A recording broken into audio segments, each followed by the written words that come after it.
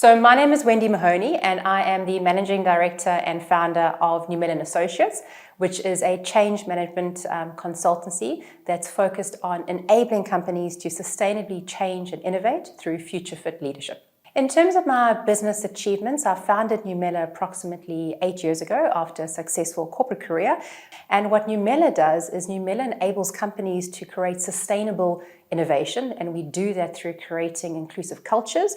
And we create the inclusive cultures through working with leadership teams, executive teams, and the next tier down to enable them to become self-inclusive. And once a leader is able to become self-inclusive, they're able to then open up to the inclusion of others, which is a catalyst for innovation, because innovation thrives on diversity. And then in terms of my achievements that transcend just purely the focus on work, I chair the 30% Club for KZN, which focuses on inclusion within the corporate space. I also am on the National Business Initiative Council, which focuses on inclusive growth. I'm on the advisory council of TEDx Durban, of Vega Durban, and I'm to advise the Institute of Innovators and Inventors.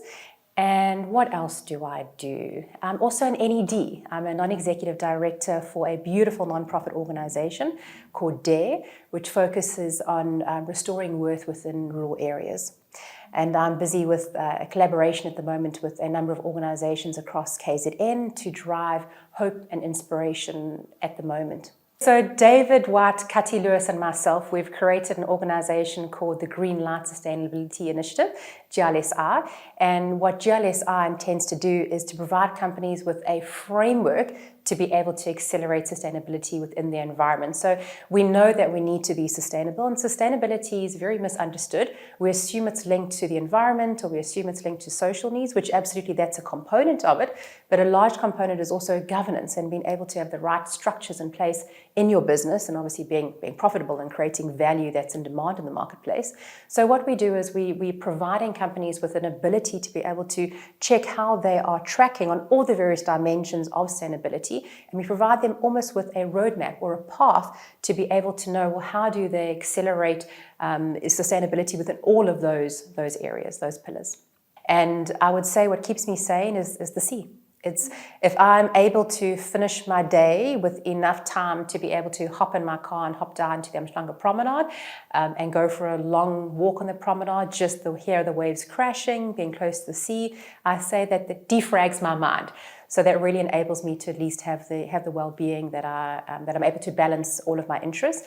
And I'd say also being very deeply grounded in my spiritual beliefs. The origins behind the name of Numela is new, obviously, the opposite of old, and Mela is traditional spelling for female, so femela. So Numela it's basically new female, it's a rebirth.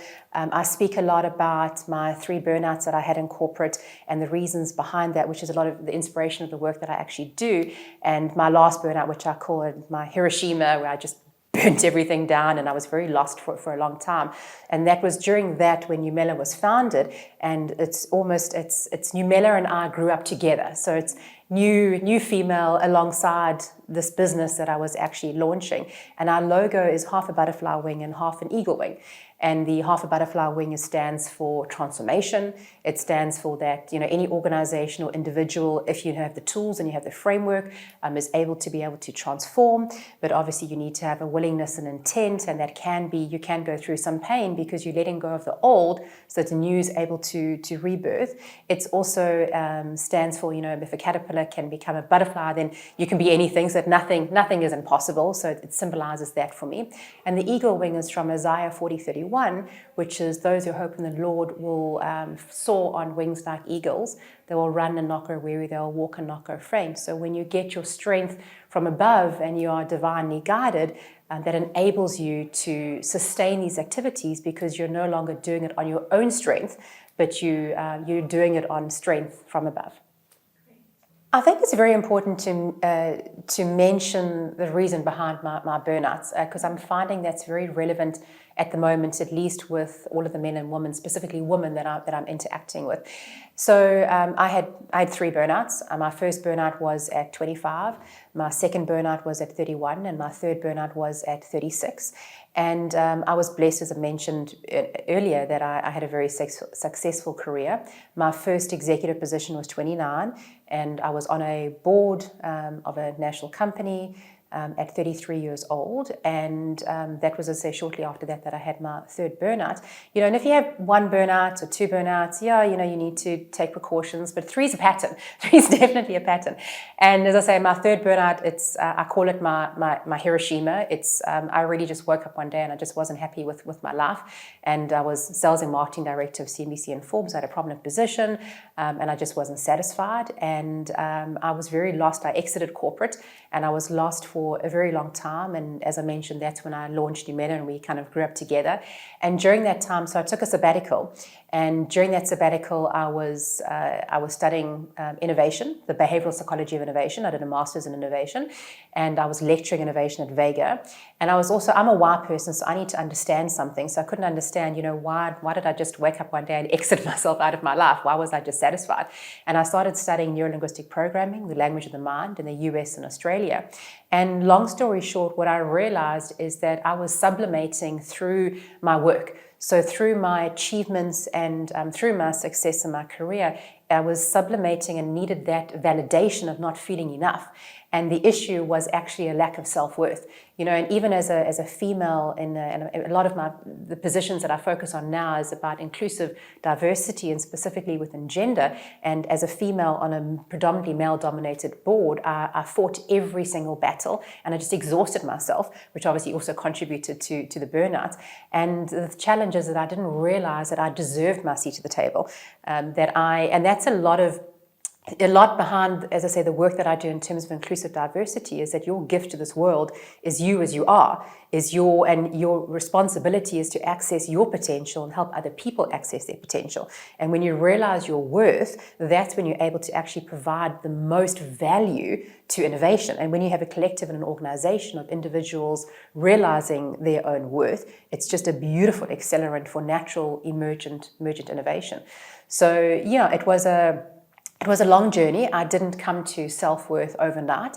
I had to go back and do a lot of inner healing, a lot of reflection, and I had, after my midlife crisis, I was in denial that anything was wrong for about 2 years, until I eventually got to my lowest point.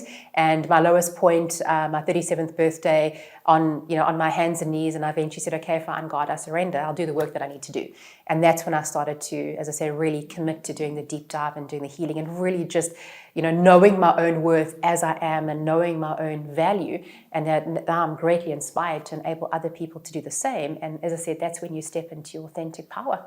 So I would say the root for women is that now is the time when it's okay within certain, obviously, safe spaces to be vulnerable. So now is the time to, let our walls down, let our guards down, do the inner work that we need to do, reach out to our communities. There's incredible support networks that are out there, incredible humans that are willing to help and support. We need to upskill ourselves, educate ourselves. There are strategies to succeeding, there are strategies to getting ahead. And we need to almost, I would say, emancipate ourselves. I think that we often wait to be emancipated. So we wait for a leader, we wait for a church leader, a business leader, a personal leader, or our partners to emancipate ourselves. But it's the only thing that constrains us is our own mind, and believing in ourselves, and actually tapping into our networks and learning strategies and stepping into those spaces. So that would be my advice to women who've been on paths as I have, or would like to go on new paths. But I would emphasize again that know your value, know your own value. You're uniquely and wonderfully created. There's nobody else like you. And know your value, know your worth. That's what you bring to the world. That's what you bring to innovation. And really, that's when you, as I said, step into your authentic power. Future goals, well, as I'm busy with my PhD at the moment, so I plan to finish by 2024. And everything, as I said, that we do focuses on accelerating sustainable innovation, which again is innovation that serves the entire ecosystem. And a precursor to that is that inclusive diversity. So my PhD is focused on creating a new framework for leaders, so almost a guide. If I reflect back to my career, it's a turning point happened in my career when I was working for a company overseas. So I studied marketing, I got into media. My first position was Gagazi, second position with East Coast Radio, and I then left East Coast Radio to go overseas, and I worked for a Belgium company, Dutch owned but based in Belgium, and this was between the ages of 23 and 25. And I would honestly say that there was nothing fabulous about me up until that point, but that company provided me with incredible training that it emancipated my mind, and it gave me strategies for success, and it gave me strategies for networking, and that strategies for sales. Just that training was incredible. They also instilled in me a belief, a belief that anything was possible. And if anything that I can attribute my success to in life, it's been that experience. And my career, as I said, from there, just went up. I mean, they trusted me at 24 to start managing teams across Europe. So what I want to do is I want to provide companies and individuals with a new framework to be able to say to them, right, you want to accelerate innovation, and innovation that's sustainable. This is a framework, a program, a process to be able to do that and achieve that. And that's what the PhD research aims to do, that I'm busy with at the moment. We're about to publish a book, which is very exciting, about, again, the new leadership paradigm that we're living in, which is a completely different paradigm to the old paradigm. And we're battling to know how to adapt and change. And I just want to be as active as I can to be able to provide guidance, frameworks, inspire companies, again, with a very strong business case, because companies also need to be profitable. That's an important part of sustainability, of ESG. It's not all about, just the environment and social areas, as I mentioned. It's about also profitability. So for me, it's about having a platform and having an opportunity to be able to, through my story and through my experiences and through the work that we do, to be able to inspire other women, and not only to inspire, or men and women, it's also to enable. So that's also a component of the work that we do, is it's provide tools, provide framework, provide structures, and also to inspire. So this is an amazing opportunity to be able to at least accelerate my own personal purpose. And it is a calling that I'm listening to in terms of utilizing my voice more.